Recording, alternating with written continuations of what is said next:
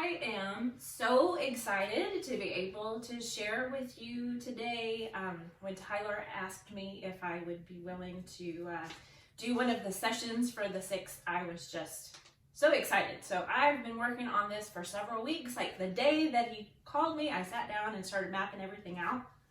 So I'm excited to present to you the third in the series. We had Be Sheep, talking about following the shepherd and remembering that Jesus would leave the 99 for you. We talked most recently about being clay, being moldable, remembering that you are made for a purpose. Also that we're fragile people and we can be hurt easily, and we need to be aware of that. So today we're going to be talking about being salt. And the main idea with this one is that we are created to preserve others. So we're going to unpack that a little bit here over the next several minutes. So I wanted to start with just a fun fact, all right? How many different kinds of salt do you think that there are? So I want you to get a number in your head, okay? How many different kinds of salt? The answer is there are over 4,000 different varieties of salt in the world, ranging from the size of just flakes to flowers, which is crazy. And apparently the Japanese are the ones who have mostly discovered all of these, which is kind of fascinating, I thought. So when you think of salt, what do you think of? Might get some ideas in your head right now. So one of the first things I always think about is the ocean, of course. If you've ever been swimming in the ocean and gotten salt water up your nose, you know what an incredibly painful experience that is. I think of French fries. I think of salt for melting snow. I think of how God has created our bodies so that we have salt in our tears. And of course, you have to think about salt adding flavor to food, because that's probably what most of us are most familiar with and what we appreciate salt for the most. So I brought with me some peanuts here. I don't know if you've ever had unsalted peanuts before, but okay, can I just say nasty? Like if you eat unsalted popcorn or unsalted peanuts, I just kind of think like, what's the point? Like, why in the world would you want to eat those? One of the sad things is, as you get old, like when you're an old person, one of the things they like to take away from you is salt. Because salt makes water build up in your body, and they don't want that to happen, and it can affect your heart. So when my dad was in and out of nursing homes for a little while when he was sick, I remember it was like Father's Day or something, we brought food for him. And we needed some salt. We started looking around the little kitchen area that they had where people could gather. Absolutely no salt.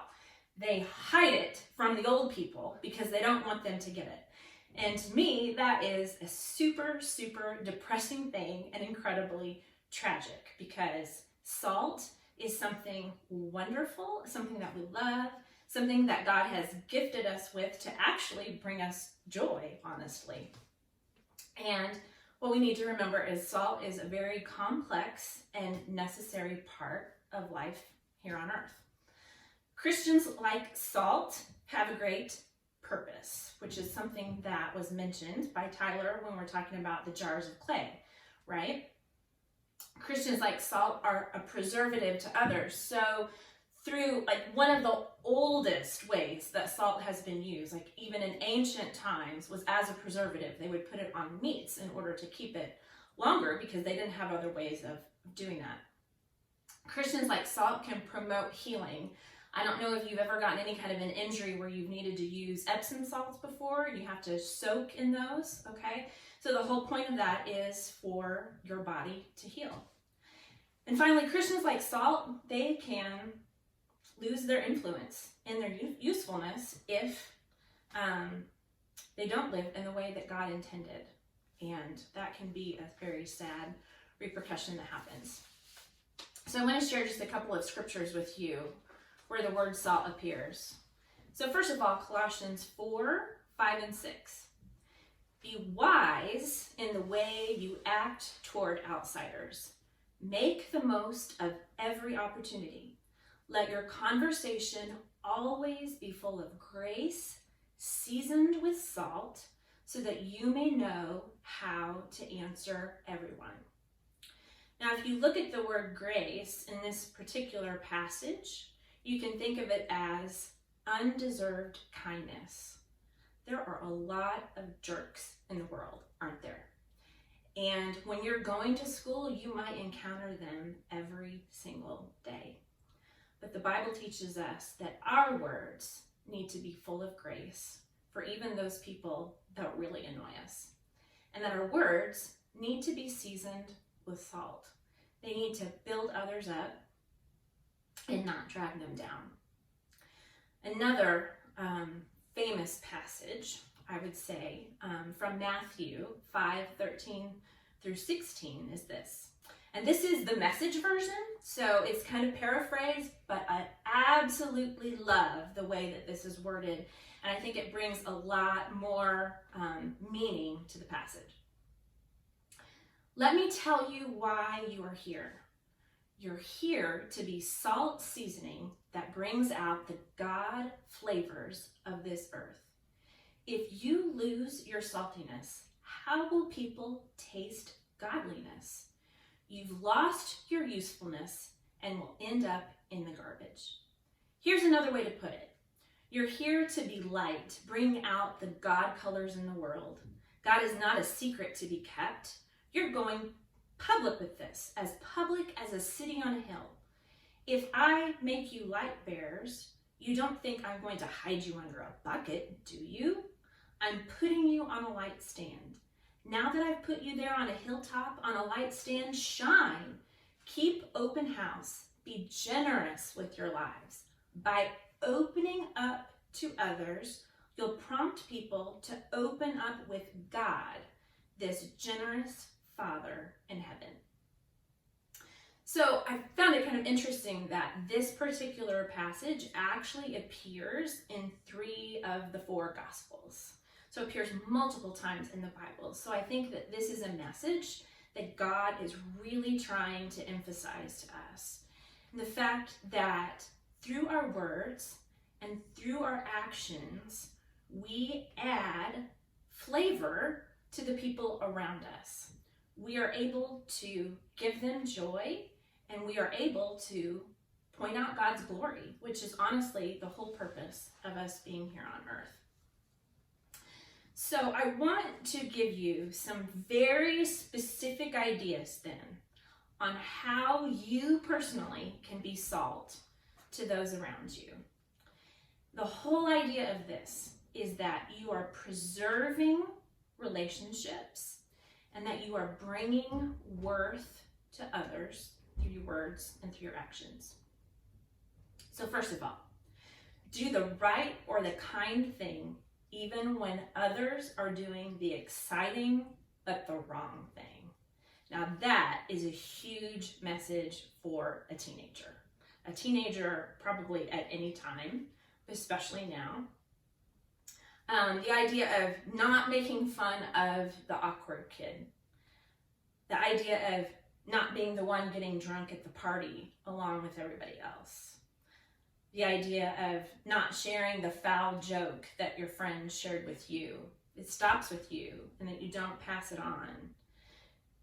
Because by doing the right thing, you set an example for other people and you let them know that you're a trustworthy person and you live out your faith in a way that shines a light and makes people want to be around you more and makes you trustworthy. Next, be the friend that you want to have, okay? So first of all, one of the things that came to mind for me for that is keeping secrets. Keeping secrets is so important. And I remember this so well. I was in 6th grade and I knew a secret about a girl in my class. And I was not trying to be malicious. and I shared that secret with my best friend, thinking, oh, I'll just tell my best friend. Like, it's okay, it's not a big deal, I'm just gonna tell her. I wasn't trying to be cool, it was just one of those things. I was young, I wasn't thinking, so shared the secret with her. She went and told all kinds of people, and of course told that I was the one that she heard it from originally. And the girl, the one that I had told the secret about, her mom found out about it, and her mom called my mom, and it was like this whole big deal. It was just so embarrassing and awful. I'm one of those people, I can never get away with anything. I do something once and boom, like a nail to the wall. Other people can get away with it like 100 times. So anyway, I learned early on that keeping secrets was a pretty important thing, and especially in being a good friend. Another suggestion for being the friend that you want to have is to put your friend's needs before your own. When you're hanging out together, be concerned about what it is that your friend wants to do. Sometimes that's not always the easy thing. Be respectful of their time and their friendship that way. Here's a big one. Don't pursue a girl or a guy that you know your friend likes. There is no faster way to break a friendship or a bond than to do that. And I know that's something that can create a lot of tension. And along those lines, don't get so wrapped up in your boyfriend or your girlfriend that you end up neglecting your friends. That is a sure way to remove the salt from the relationship. And friends are so important, and they deserve to be treated better than that. All right, third thing as a suggestion, and this is the biggest one, and this is one I'm going to talk the most about. Encourage others when they need it. Depression and anxiety are just skyrocketing right now, especially during the pandemic, and especially when we get closer to winter.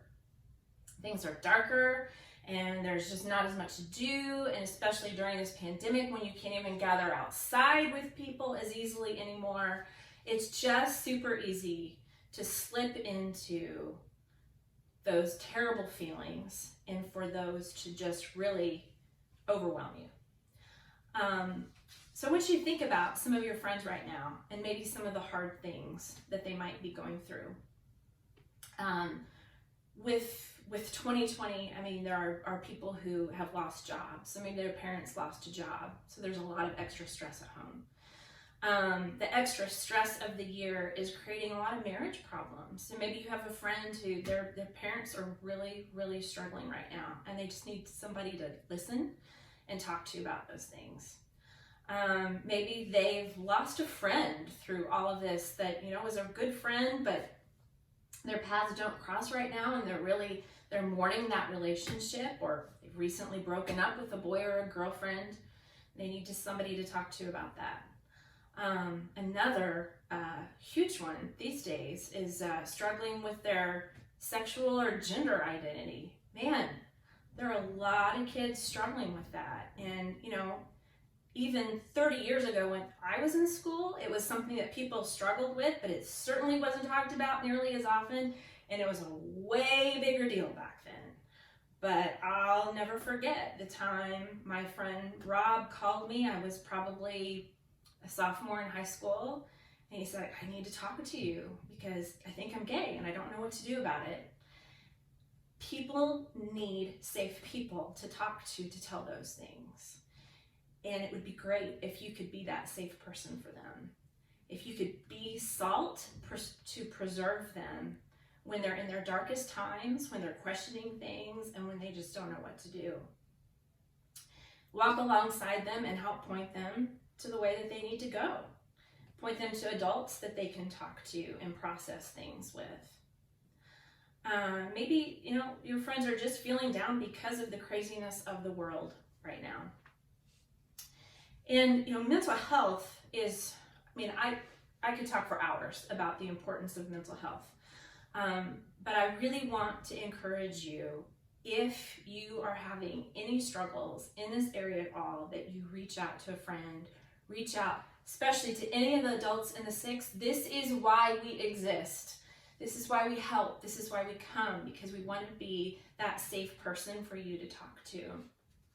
And I know that Tyler, or even Grant, if you know Grant, like all these people are more than willing to listen to you and help you, and just really be an encouragement to you during whatever dark time that you're experiencing. And just know that these feelings, they're totally normal. It's totally normal. You know, if you get a sore throat, if you get strep, you go to the doctor and you get an antibiotic, right? Well, mental health is the same way. There are chemicals in our brains, and sometimes those chemicals, they just get out of whack, and they just might need a little jump start to get back in the right direction. But the longer you wait, the more you spiral, and the harder it is to recover from it. And that's why it's so important to speak it out and to reach out for help in that area. You know, I want to tell right now a very specific story about how being salt at your age matters and how it can matter years later. So when I was in high school, I had a good friend. Her name was Rebecca, and I actually met Rebecca my 7th grade year at Bachelor. And Rebecca was one of those girls. She was pretty quiet, and she didn't really have a whole lot of friends. But the friends that she had were really good ones. But there was always something a little off that we knew of about her. And we suspected that she had an eating disorder, but it was never so bad that she really needed to do anything about it. She was able to just kind of walk that line. None of us knew for sure, we just suspected. It's one of those where we always ate at the same table at lunch, and like when she ate, what little she ate, she always hid behind her hand when she ate. And whenever we would gather together as a group for any kind of like a party or whatever, and there was lots of snacks, you know, she just didn't really eat like everybody else did. And she was always super, super, super thin. Well, fast forward about 30 years later. So this is actually about 5 years ago. It was interesting. We kept in touch, but I would only hear from her like maybe once or twice a year. And I got a phone call from her, and she admitted to me that she was struggling with anorexia. She actually spoke it out loud. I was really shocked about it. But in the course of the conversation, she told me that she really felt like her family would be better off without her. And she started talking a lot in ways that made me think that she was on at least the verge of being suicidal. This is the scariest phone call I've ever gotten in my life. I didn't know what to do. And she was married, and I had a family member that worked with her husband, and so I tracked her husband's number down after I got off the phone with her, and I was able to call him and talk with him, and I said, I think we need to get her help, but I think we need to get her help now. So this is all a very long story that I cannot tell you. I wish I could tell you every detail because it's super powerful and God showed up in amazing ways. But I began working with Rebecca and kind of walking alongside her and offering her suggestions on things that she could do to get better. And over the course of many different things that happened in a course of time, she finally decided that she needed to go into a treatment center. And the treatment center did not have the capability of taking her because she was currently less than 80 pounds. And in order to get into the program, she needed to stabilize some of the different like blood in her body, like it was all over the map, and it needed to like reach certain levels and whatever. Well, Rebecca had become agoraphobic, which means she was afraid to go outside, and she was also afraid of the dark. So this one particular night, she finally decided she had the courage to go to the hospital to get what she needed in order to go to the treatment program. And so I said, great, I'll meet you there. So I drove, and I don't think I've ever hardly prayed so hard in my life as I drove to the hospital to meet her. And she had to be admitted through the emergency room. It takes forever to be admitted to the emergency room. And it was getting close to dark. And it got darker outside, and she started freaking out more. And it got darker outside, and she started freaking out more. And eventually she said, I can't do it. And this is like after 2 hours, and she left. I was so sad. I was so brokenhearted because I knew that in order for her to get well, she needed to get into the hospital. So luckily, she called me the next day. In the middle of the night, she had a change of heart. She went back, she got admitted. Over the course of the few days, she got her numbers regulated, and she was able to get into the treatment facility. She spent 3 months there. She got better, and she's good now. Which is so exciting. But I tell you all that to say, if I had not been the kind of person to be salt to her when she was younger, when we were teenagers, she would not have had the courage 30 years later to reach out to me. And I'm gonna get emotional. It's just so important. You don't realize how your words or your actions can have an effect on people to truly preserve their lives. When you are salt to them, you are giving them hope that they might not otherwise have. When I was a teacher, encouragement was big for me. And I had a student, I was a 4th grade teacher at Cataylst. This is years ago, before most of you were probably even born. And I had this student named Sarah, and she was feeling really down. And I wrote her a little note, and I left it on her desk. And 15 years later, she contacted me through Facebook and said, thank you so much for writing that note. It was something that I really needed to have at the time. She was 9, and she remembered it, which is totally amazing. At the end of the year, I would always write encouragement notes to every single one of my students as a parting gift. And my husband ended up working with the dad of one of my students, and he told my husband one day, you know, Ricky folded that note up and he kept it in his wallet. Just because of a simple note, just telling somebody how special they were and their good qualities, man, it makes a difference with people. The last thing I want to share with you is that when you use social media, use it to bless others, not to hurt others. You guys have heard this, you know this. But I know you don't always practice it because it's so easy to get caught up in some of the stuff that happens on there. But it can ostracize people in ways that you just really can't imagine. If it's only about getting more likes or more views, you're going to get pretty discouraged. You can use it as a tool for good to really make a difference in people's lives. So, a few weeks ago, I was on some kind of social media, I don't remember what it was, and I was looking at this post, and these people were talking about pictures of Jesus, like what Jesus looked like, and they started having this huge argument about what Jesus really looked like.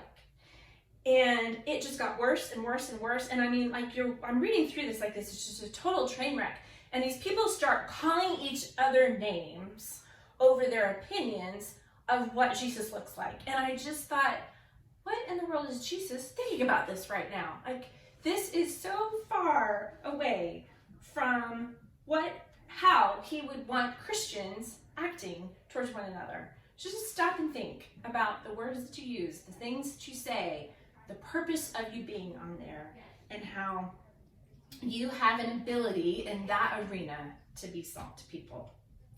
So here's what I want to close with, all right? There's a Lauren Daigle song. If you're familiar with Lauren Daigle, she's one of my favorites. And it's called Salt and Light. And here's a couple lines from it. Oh, the love that set me free, you bring hope to those in need. You have written and redeemed my story. Let my eyes see your kingdom shine all around. Let my heart overflow with passion for your name. Let my life be a song revealing who you are, for you are salt and light. And that is what he calls us to do. He calls us to mimic him, to be like him, to be salt to other people. So at the end of this talk, I'm going to have Tyler attach a video by BRene Brown, and it's all about empathy. Empathy is just the ability to put yourself into other people's shoes, to walk in their shoes and know what that's really like. So I want you to watch that video, and afterwards, I want you to ask yourself these questions. Who will you be salt to, and who will you climb down into the pit with? Thanks so much for listening, and I hope you all have a great week. So what is empathy, and why is it very different than sympathy? Empathy fuels connection. Sympathy drives disconnection. Empathy, it's very interesting. Teresa Wiseman is a nursing scholar who studied professions, very diverse professions where empathy is relevant, and came up with 4 qualities of empathy. Perspective taking, the ability to take the perspective of another person or recognize their perspective as their truth. Staying out of judgment, not easy when you enjoy it as much as most of us do. Recognizing emotion in other people and then communicating that. Empathy is feeling with people. And to me, I always think of empathy as this kind of sacred space when someone's kind of in a deep hole and they shout out from the bottom and they say, I'm stuck, it's dark, I'm overwhelmed. And then we look and we say, hey, you climb down. I know what it's like down here, and you're not alone. Sympathy is, ooh, it's bad, no. You want a sandwich? Empathy is a choice, and it's a vulnerable choice, because in order to connect with you, I have to connect with something in myself that knows that feeling. Rarely, if ever, does an empathic response begin with at least. Yeah. And we do it all the time. Because you know what? Someone just shared something with us that's incredibly painful, and we're trying to silver lining it. I don't think that's a verb, but I'm using it as one. We're trying to put the silver lining around it. So, I had a miscarriage. Oh, at least you know you can get pregnant. I think my marriage is falling apart. At least you have a marriage. John's getting kicked out of school. At least Sarah is an A student. But one of the things we do sometimes in the face of very difficult conversations is we try to make things better. If I share something with you that's very difficult, I'd rather you say, I don't even know what to say right now, I'm just so glad you told me. Because the truth is, rarely can a response make something better. What makes something better is connection.